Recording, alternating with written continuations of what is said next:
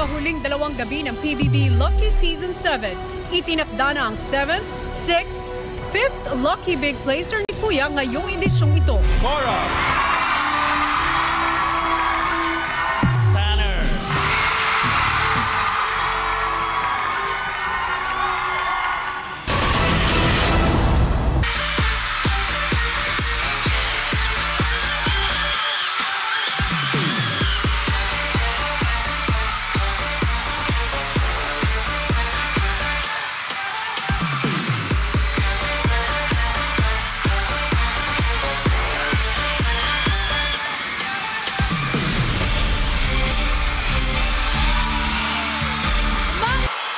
Pamilya, 7th Lucky Big Placer, Cora, 6th Lucky Big Placer, Makoy and Nigo, and 5th Lucky Big Placer, Tanner.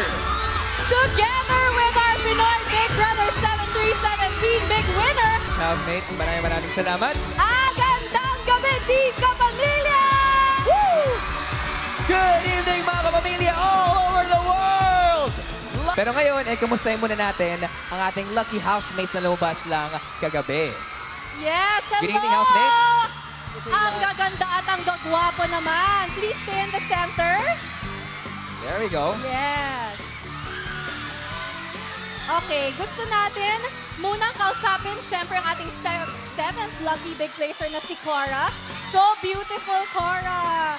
Cora, kumusta ang naging pagtanggap ng tao sa'yo so far since lumabas ka ng bahay ni Kuya kagabi? Hindi ko ma-explain talaga. Sobrang sarap ng pakiramdam. Feeling ko talaga nanalo na ako. Oh. Maraming salamat, Cora. Ito naman, ang isa sa mga 6th Lucky Big Placers, si Nigo. Nigo, good evening. Hello, good evening po. Grabe. Ano naman yung Aiden kagabi? Siyempre, parang nanalo na rin. Yun talaga, pareho silang feeling winner. Pero eto pa, ang isa pa talagang feeling winner ni Elise. Nung ikaw ay lumabas na. Kausap, pero nakita na po kami. At Ikaw ngayon, na nagsabi noon, Raul. kausapin natin ang ating 5th Lucky Big Placer, Tanner.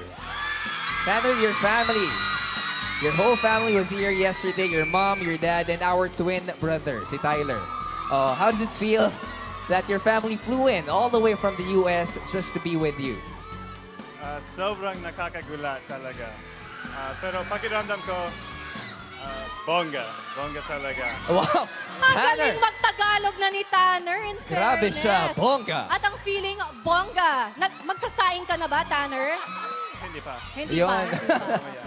Maraming salamat sa ating lucky housemates na nandito sa Entablado. Thank you so much. Yes, syempre, we wish you the best of luck kung ano man ang gagawin nyo from this point on. Pero ngayon, tunghaya naman natin ang ilang ex-housemates